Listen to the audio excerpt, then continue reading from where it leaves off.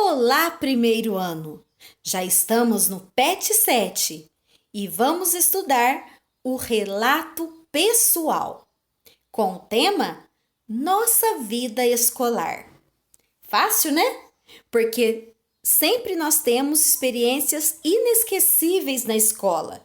Às vezes na fase pré-escolar, outras vezes em outras etapas, mas sempre temos história para contar da escola, não é verdade?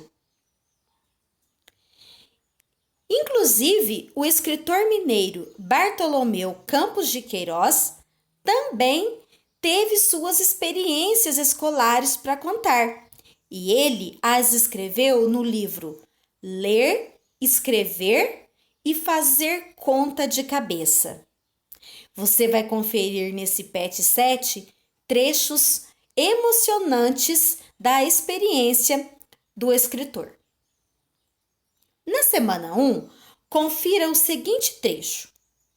No primeiro dia de aula, a gente recebia de Dona Orosina, diretora da escola, um retalho de brim azul marinho e outro de fustão branco. Minha mãe mergulhava os panos no tanque durante uns 2 dias para encolher. Dona Uca, minha madrinha de batismo, costureira de prestígio, fazia meu uniforme em sua máquina Singer, de pé, única da cidade.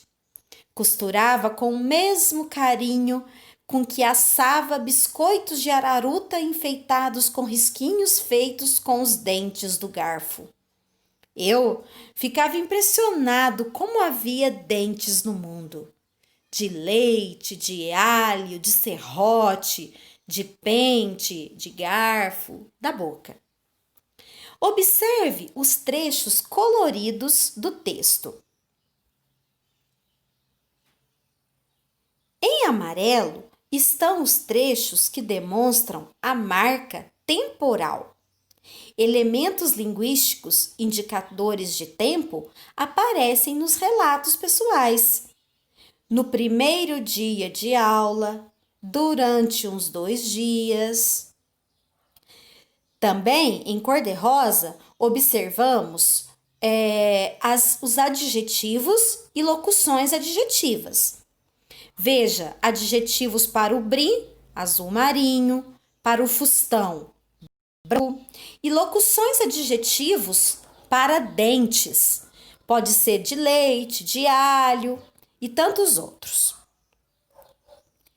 Também temos no relato pessoal descrições. Vemos a descrição da diretora, a da madrinha do narrador e também dos biscoitos que ela fazia. E claro, se é relato pessoal, o uso de primeira pessoa. Vemos os pronomes possessivos minha, meu, pronome pessoal, eu. No PET, você vai ter um outro trecho em que você deverá usar essa mesma legenda para fazer essa análise dos elementos do relato pessoal. Qual é a função do relato pessoal? É relatar acontecidos de nossas vidas. Vamos perceber o uso dos 5 elementos da narrativa no relato, que é o enredo. O enredo é a sucessão de acontecimentos que constituem a ação, também chamado de trama. Temos o narrador, os personagens, o tempo, quando aconteceram os fatos, e o espaço, o lugar onde aconteceram os fatos. Os verbos estão predominantemente no passado. Os advérbios marcam a sequência das ações. Há também o uso de adjetivos e descrições. Na estrutura do relato pessoal, observamos então os 5 elementos da narrativa. Eles não podem faltar, que é o enredo, o narrador, personagens, tempo e espaço. O narrador é personagem, por isso que o texto é escrito em primeira pessoa. É claro, é necessário um título.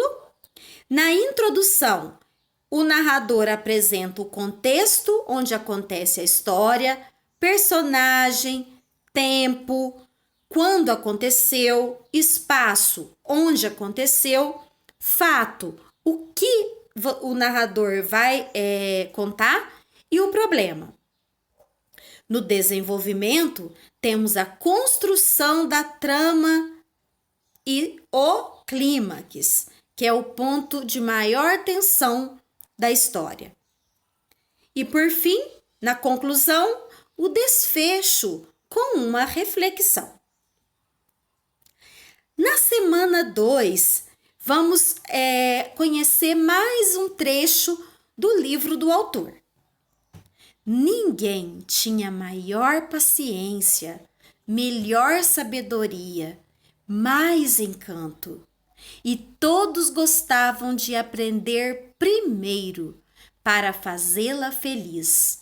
Eu, como já sabia ler um pouco, fingia não saber e aprendia outra vez.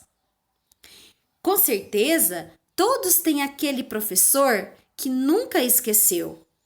Não é verdade? O narrador, com ele, não era diferente. Ele admirava sua professora. Relate sobre algum docente que o marcou de maneira especial. Na semana 3, também vamos ver uma tirinha envolvendo uma situação escolar. Chico Bento pergunta para a professora: quais são minhas notas? Quais são as minhas notas, Chico? E eu que vou saber? Você também fez prova? Isso é lá português que se fale?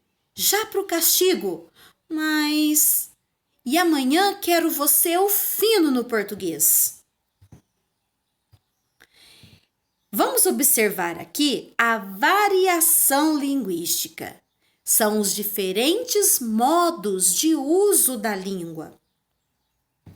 Chico Bento usou a variedade coloquial. É aquela utilizada no nosso dia a dia de maneira corriqueira. Essa variedade não tem tanto compromisso com a gramática normativa. Já a professora usou a variedade padrão.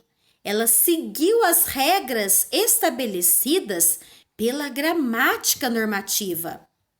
A variedade padrão é usada em situações formais, em documentos oficiais e nas escritas escolares e acadêmicas. Não podemos dizer que que a variedade coloquial usada por Chico esteja errada. O que é necessário haver é adequação linguística. É você saber qual variedade usar a depender da situação comunicativa em que estamos falando ou escrevendo.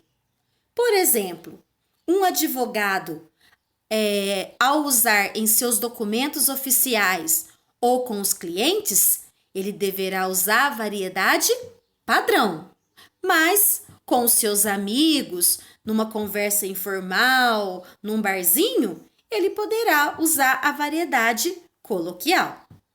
Isso é adequação linguística. Na semana 4 é sua vez.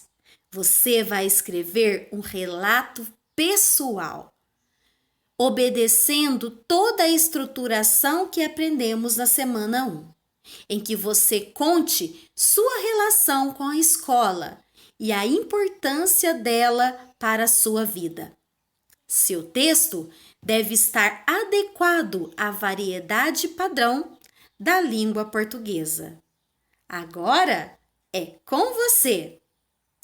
Estou ansiosa para ver as suas experiências da sua vida escolar.